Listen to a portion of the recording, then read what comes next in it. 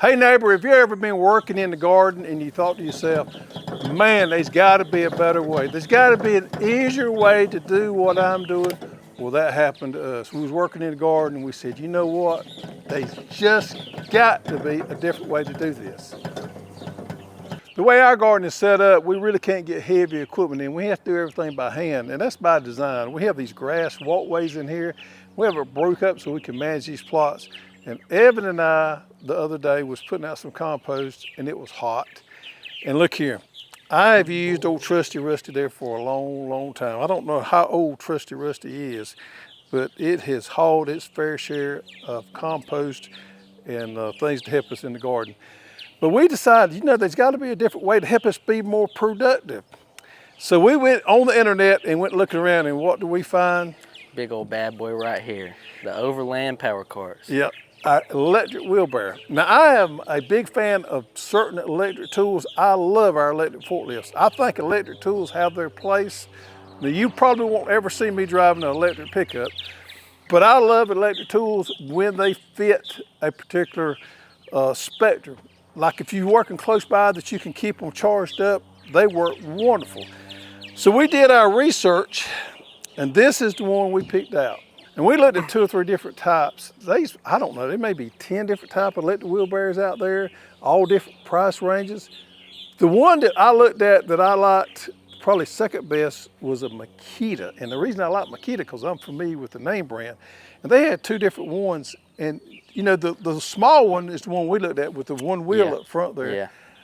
I didn't like it because it's the one wheel. I thought to myself, if we hit a hole or this thing's unstable, it's not going to do what we want to do, and we're going to end up flipping over out in their garden. And if you got a hole and a hole in the wheelbarrow, they don't go together very well. If you can make yourself hurt pretty easy if you hit this wheelbarrow, if it runs into a hole and boom. So I didn't like that. Now I really like the stable part of having these 4 wheels on this right here. And it works great for moving compost around. We're probably gonna be putting in another garden where we have walkways that are gonna be rock. And this is gonna be ideal for putting that rock inside those walkways in these areas that we can't get a front end loader. Now what I like about this is the dual front wheel as well. It's very sturdy and durable. I also like that it can carry up to 750 pounds and 8 cubic foot. That was impressive. Yeah, it helps you get a lot of work done at once and not too much back and forth. The main thing that I really found to like about this so far is the energy it saves me in the garden. I feel like all that back and forth sometimes puts some wear and tear on you. This thing really eliminates that. You only have to go back and forth a few times for big jobs, and you're not really having to use your back and arms as much. Productivity is what we're after right here, is to increase that with the same amount of manpower. Yep. Now, the things I like about it is these tires don't have air in them. These are solid tires, and that's really great because there's nothing frustrates me more than going out there and getting ready to use a wheelbarrow and they got a flat tire. So I love that about it. It's got 2 tires on each side on the front end. These are your drive tires right here. That looks a little clumsy there, but it actually works pretty good to get pretty good traction out there. Now the dump part, let's pull the trigger on there and show how it dumps. I'm gonna back this side of the way. So you pull this and you turn it like that, and all you gotta do is lift this handle right here and it dumps easily. Now, the only other thing that could be done to make this a little bit better if maybe it was hydraulic dump. There are hydraulic ones. Oh, they are? But they are a deal more expensive, I'd say. Well, now actually, we bought this right here. The company did give us no discount. We didn't ask for a discount. We paid full price for this, and we have no affiliation with the company. So whether you want to buy one of these or you think this is a good thing or not, means nothing to us. Yeah. We just showed it to you because we think it's really neat and it's going to be a good tool for us in the garden.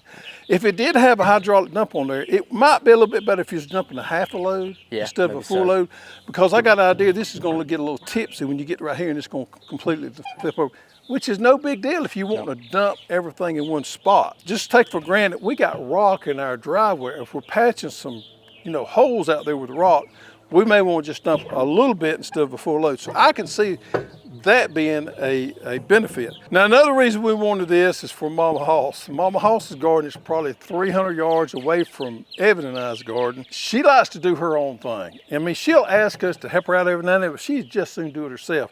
And this is gonna be something she can operate. Being as it is electric wheelbarrow, it has a 24-volt battery on here. And it has this battery pack right here. And it's pretty simple. It comes with a charger.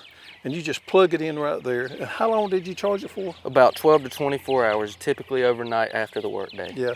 And the good thing about it is, if you leave it on and walk away from it, in 20 minutes it goes into what calls sleep mode. So it actually turns itself off, and then you can come back and get on it.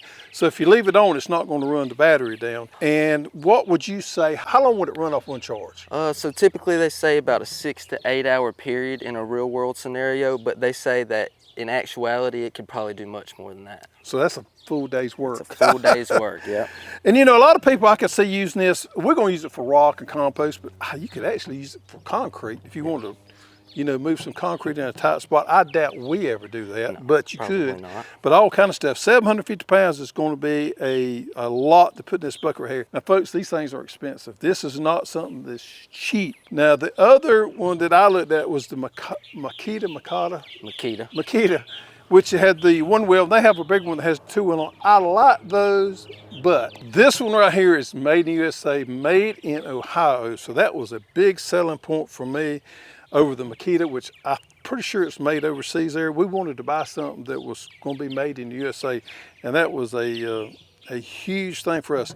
There's not a lot of stuff on YouTube or reviews about these things, a lot really well known. Here's my take on it. The downside of this thing right here is you need fairly flat ground. I don't think this thing's going to work in uneven ground very well, and it's not going to work in very hilly ground. You know, where we live in flat ground. I mean, it's flat as a flitter around here. So that's, hills are not an issue, or inclines are not an issue for us. Holes are going to be an issue. We got one or two little holes in that we need to fill in anyway. So if you run this thing into a hole, you're going to have an issue.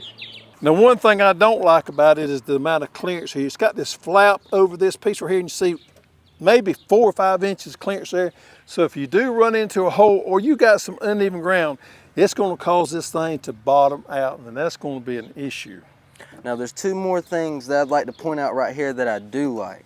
There is a pull pin right here that you can pull if you ever need to take this off. I don't see where you really would need that, but it can come in handy if you have to detach the top. But the real thing is right here. You can't quite see it, but there's a pull down lever right here that you can pull down, and it disengages the brake system. So say you go dead, you can easily push it back to wherever you need to. Yeah, free roll. Free roll. I can see where that come in handy right there. Yeah. Well, the hopper here is plastic, and it's pretty thick plastic. Now, pretty much everything else on this machine is metal, which is pretty doggone cool. So the battery, I don't know what lifespan that thing's going to give us. We'll find out. Made in USA, and this thing is really simple to use. All you got to do is put it in forward,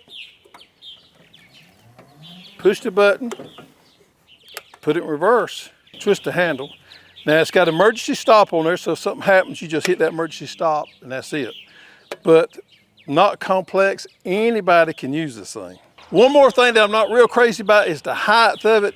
You see how much higher it is right here, so you have to take that shovel, reach it up a little bit more to get it in there.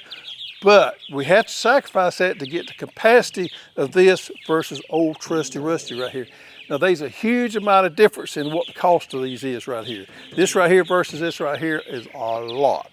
But I am proud we got this right here. It's going to help us out in the garden a lot. And if it's in a situation where you might be able to use one of these right here, we want to tell you about it, show it to you today. It may be able to benefit you. They are expensive, made in the USA, and I think it's going to be worthwhile for us.